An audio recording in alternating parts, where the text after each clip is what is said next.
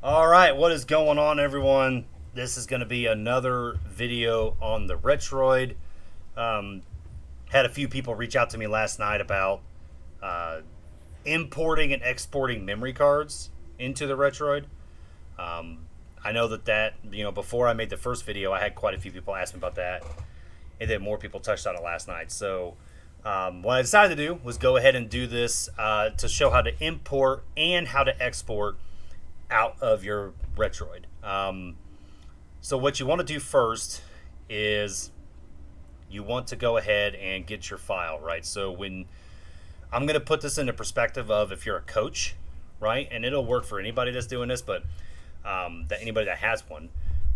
But I know that there are coaches that are just Retroid exclusive.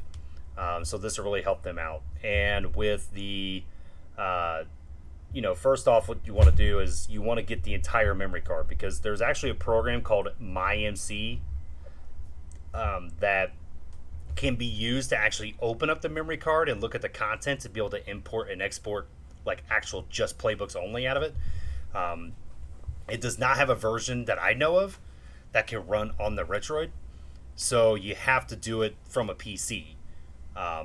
So regardless of what happens, anything that I've ever seen, you have to import and export the entire memory card in and out. So let's just say in this situation that you're a defensive coordinator and you received a memory card from your offensive coordinator or head coach saying, "Hey, I've made changes to the offense. Do playbook 2 and, update your defense and then send it back to me." Right? So this is how that works. So what you want to do first is you want to go ahead and plug in your Retroid into the computer, and then from there, you go ahead and click and drag your memory card file from Discord or wherever you got it from into your Retroid. And like I said before on my previous video, what I do is I have in my downloads folder, I have a PS2 mem cards folder, and then that is where my memory cards are. So what I'll do is I'll click and drag the new memory card into there. So what you want to do is go ahead and open up the emulator. Go ahead and boot up your game. And then from there, you're going to swipe the screen from right to left, or left to right, I'm sorry. So from the left side to the right side, and it's going to pull up this little menu here. Right, and you'll see at the top, you got a D-pad, you got a gear, and you got an eye with a white circle. What you want to do is click on the gear, and you'll see some different options, and you'll go to memory cards. Right, now one thing I will tell you, and this is why I wanted to kind of pause on this screen, is that if you're booting this up for the first time, that the Aether SX version that is built into the Retroid is not up to date. The difference between the one that I have, which I went and got from the Google Play Store, and the one that's built in on Cam's video is that there is no import memory card option right here. Right? I've ran into too many of those where I've started to do, like I did I set up a complete Retroid at the convention for somebody, and I've totally spaced it in my head that they had the built-in version. And so when I went to go import a memory card, I was like, oh, there's no import memory card. So I had to kind of like start over almost again. So highly recommend to just go to the Google Play Store, search up Aether SX2, and just update or download the newest version, right? Because then when you do that, this option of import memory card is going to pop in. So if you have the new version of it, you come to this screen, you go ahead and go into import memory card. Once you click on import memory card, it's going to bring you right to where your memory cards are. Now, the first time you do it, you're going to have to navigate to the folder, but once you do it, it'll always, for me at least, it's always stayed right there. So in this instance, we're just going to click the SFL 21 memory card. We're going to click on that. And then if you have a memory card already in place, it's going to ask you if you want to overwrite it. If you don't have the memory card with the same name in it, it's just going to go ahead and import it in. So in this situation, I'm going to hit yes. And you'll see that it shows memory card SFL S21-1 is imported. Once you're done with that, you want to go up to where that eye is with the white circle and click on it. And it's going to pull up with different settings. It's going to look very similar to the gear screen, but it's going to say settings behind everything.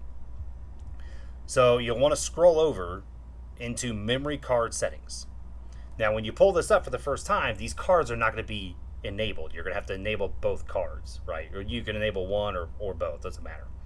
Once you enable one, then you click on card name, and it should pop up with all the cards that you have imported into the Retroid, right? Now, if you don't import this and you just try to click and drag the memory card into it and try to load it up, your card will not show up. That's why it's very important to import that memory card, because what it's going to do is it's not going to read it, right? So once you do that, you just click on whatever memory card you're going to have, and then from there, you're good to go, right? You just go ahead and hit the X up top, and then it'll boot the game as normal. Now, let's say you're a coach, and you go ahead and you make changes into your playbook, right? You go ahead and upload whatever changes you have as far as that goes. And you want to go ahead and send that back to your head coach, offensive coordinator, whoever's running your sims, your scouts, whatnot, right? Or, you know, if you're helping somebody set up their Retroid and you're trying to just help them by giving them the latest memory card with the roster on it, right? Whatever you're going to do. You want to go ahead and come back to the main screen, because it doesn't give you the option like when you boot the game to do it. I've only found it works when you do it from this side. So what you want to do is you want to click on the 3 bars that are at the top left corner. It's going to pull up a menu on the side. You'll want to scroll down until you see transfer data, right? So you click on transfer data. And then from there, it's going to say transferring data allows you to easily move saves and settings from one device to another. So it'll give you the import or export, right? I don't ever do the import from this side. I don't know really what happens, in all honesty, if you do the import from this side. I just do it from the game like that itself. That way I know that the import is there. And you'll kind of see why I don't do it this way, but I'll show you here momentarily. So I go ahead and click export. And then from there, you have to tell it where to put this stuff at.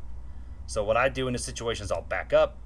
I'll click on PS2 memory card folder again, and then you'll see it'll pop up saying use this folder.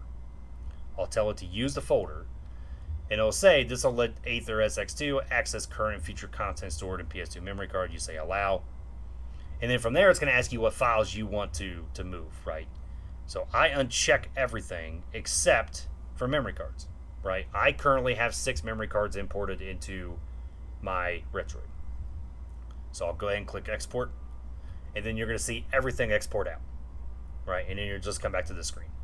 Now, what you want to do is you're going to go, and if you want to double check and make sure before you unplug it, or before you plug it into your PC, you could just go to the files section, and then you'll see PS2 memory cards. Now, notice what happens when I click on that, right? So now it's not just this. There's also a new folder created called mem cards. What happens is when that exports it out and you say to use that folder, it creates a new folder of all your exported memory cards. If you actually clicked BIOS and game settings and replacements, it would create new folders for those 4 items. But since we only exported the memory cards, it just created a mem cards folder. So you'll click on the mem cards, and then from there you'll see there's all my memory cards that I have, my 6 memory cards. So after that, then your job is done. And what you do is you can go ahead and plug in your Retroid into your computer, and then from there you can navigate to that folder of the mem cards folder and go ahead and click and drag it out. You can add that into Discord and send it straight to your coach. You can, or whoever you're sending it to, or you could just save a copy of it on your desktop, right? So that is how you import a memory card into your Retroid, and how you export a memory card, especially if you're a coach and you're making changes. So hopefully this video was helpful. Like I said before, if you really want to get deeper into it and you want to actually, like, you know, if your coach is starting to just send you the PSU files, which is like playbook files, for example, not just the memory cards, that's when you would need the MyMC program to be able to do that. And there's an excellent video, like I said, once again, in the 4K23 editor channel. You may have to scroll up a little bit, but you'll find a post from Jacob Clear that shows exactly how he uses MyMC and everything else, and it's a great program. It works. So if you're able to get a coach to send you playbooks, then from there you can open up MyMC, go to your memory card, and then from there you can go ahead and add your playbook in there, and then you have to import that memory card back in. So that's why I always just tell people, like, hey, if you could just get the entire memory card, that would be even better, right? Because then you don't have to mess with MyMC. It's just taking it out and just importing it straight in. So it kind of cuts out the middleman.